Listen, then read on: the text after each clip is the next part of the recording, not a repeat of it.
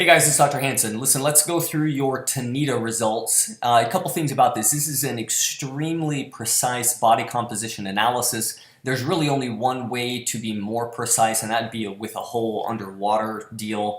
And the difference isn't really there. It really doesn't make much of a difference. So this is gonna give us some great information as far as what's going on inside, not just kind of what your composition is, but quite a bit more as well. Also, if this is your first scan, understand that when we do more scans in the future, we get kind of a multiplication of the information that we can gather from that, having multiple scans done. So even if it's just your initial scan, lots of great information. If it's a continuation or an updated scan, as we do those, we'll be able to look at you a bit more holistically and get more interesting stuff from it. But let's dig into the material here. This is actually my scan from, you'll see the date up there, June 22nd, 2016.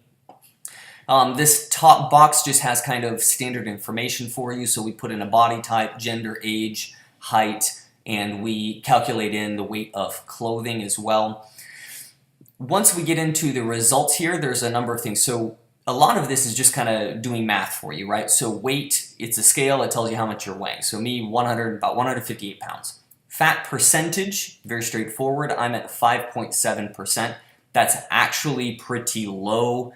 If you look down here at desirable ranges for men, they usually say 8 to 20%. Now, why am I low? Well, one, we've got kind of standard ranges and optimal ranges, plus lately I'm training for ultra marathons, so I would expect myself to be at a bit lower percent body fat than normal and I've always been pretty low anyways, running a very high metabolism. So there's that. If this was someone who was not active or didn't have a special situation like mine, then I would be concerned that was particularly low, but for me, to be expected. So fat mass there, 9 pounds, essentially we're just doing math. That just means of my total weight, if we pulled out just the fat, how much would it weigh? There'd be 9 pounds of it there.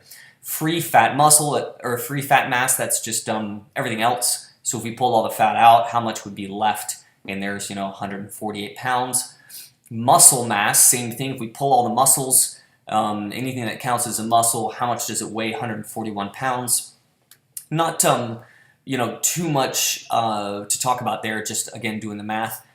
TBW is very interesting. This is total body water. Now, that doesn't just mean how hydrated you are, because you could drink a bunch of water today and be hydrated, but it also gives us an idea of how this TBW and the TBW percent underneath gives us an idea of how well your body is hydrating at a cellular level. So it's one thing to have a bunch of water go in one side and out the other. It's another thing for that water, while it's inside, to really permeate into all of your cells in different parts of the body, right? So that's a very big difference. And your cells, whether they're skin cells or eyeball cells or heart cells, they need to stay hydrated, very much like you do as a person.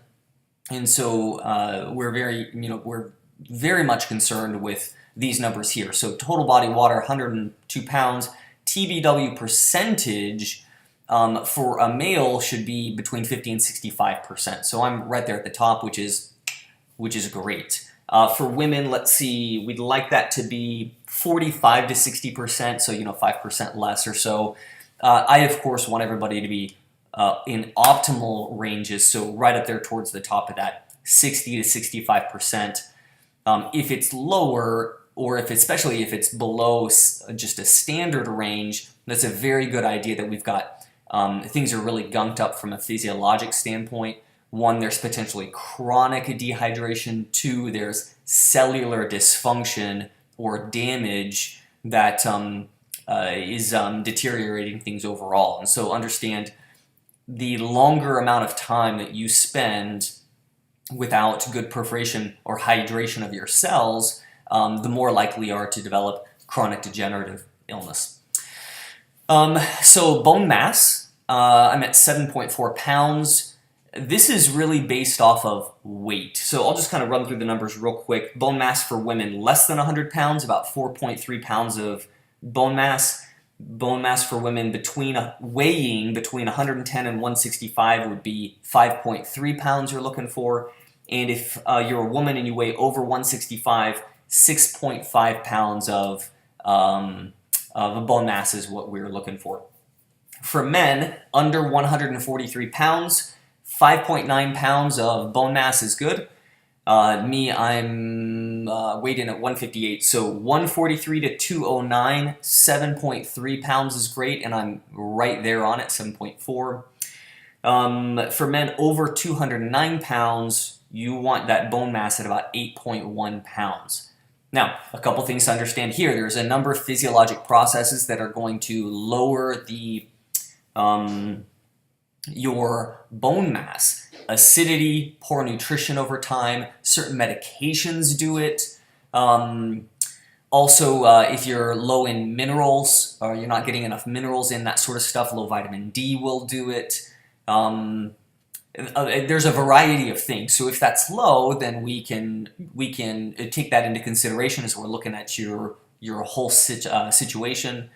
Also, women, when you're pregnant, your bones are going to demineralize a bit, and typically as people get older, their bones will demineralize some.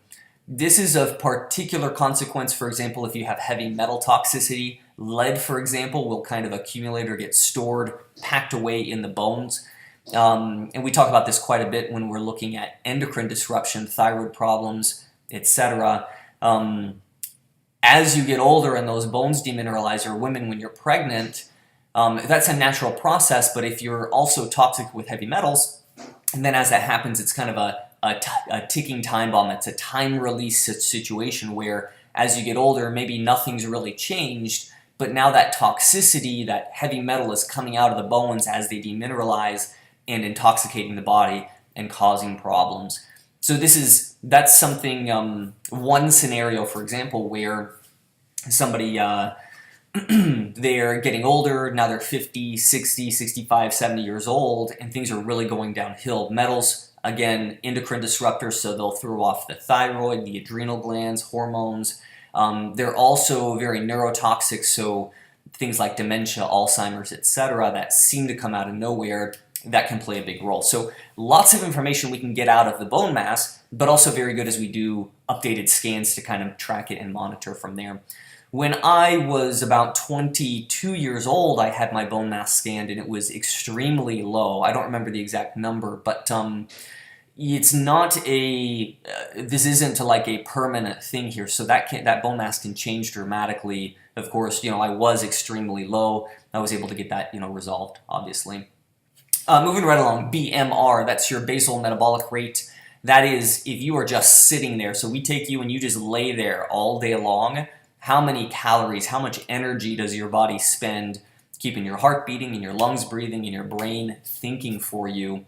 And for me, that's about 2,000 calories. Now, that is not considering any physical activity, and that's also just a baseline there. So that means my diet better have at least 2,000 calories a day in it, or I'm at a deficit.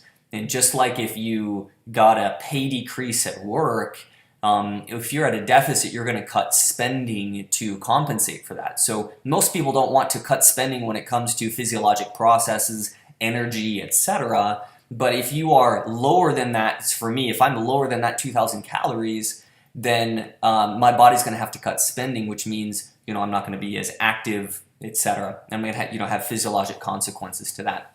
So we can talk a lot about that, but that's just something to consider there, that basal metabolic rate. Metabolic age, that's kind of how old you are on the inside. So it's one thing your chronologic age, I was born, this date, and now it's this date, so I'm this old.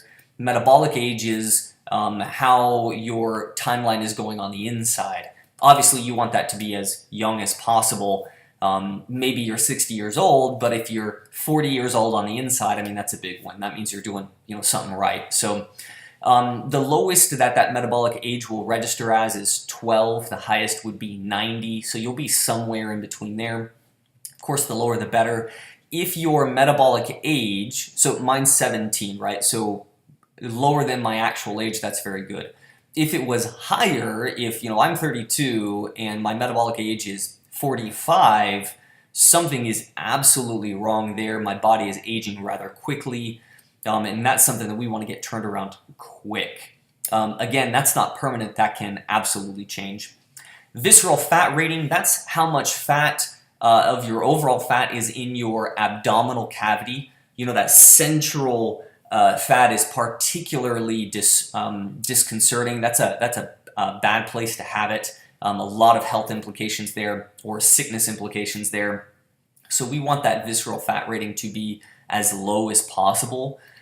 Standard range is anywhere from 1 to 12. Again, the lower the better. But anything above 12, again, very bad news. So we want it as low as possible. 12 is kind of your standard, but optimally it's as low as we can get it. BMI, that's your body mass index. So that's a simple calculation based off height and weight to tell you kind of where you're at there.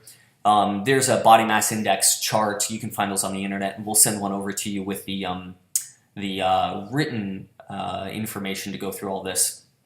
But from there down, it pretty much is just kind of repeating some of the information. So desirable range, I mentioned, fat percent 8 to 20% for a male is a good place to be, meaning fat mass would be between 13 and 37 pounds. And these are just kind of taking some of this, here where it says indicator, taking some of your result and putting it into kind of a bar format for you.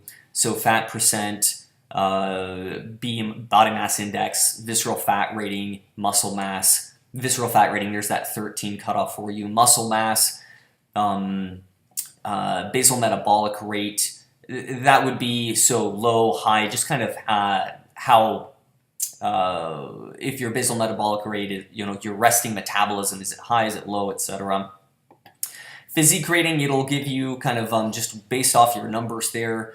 And these ratings can change any number of ways. So I could put on a lot of muscle mass and keep exactly the same amount of fat mass and change my physique, or I could lose a bunch of fat and not change anything with my muscle and also change my physique. So it just kind of gives you a rating based off of where various numbers are all at once. Anyways, I think that's about everything I wanted to cover. That is your Tanita scan. If you have any questions, absolutely let us know. But this is just kind of a quick run through, and like I said, we've also got some written out information if you want to reference it as well with your Tanita scans. If you have any questions, let us know.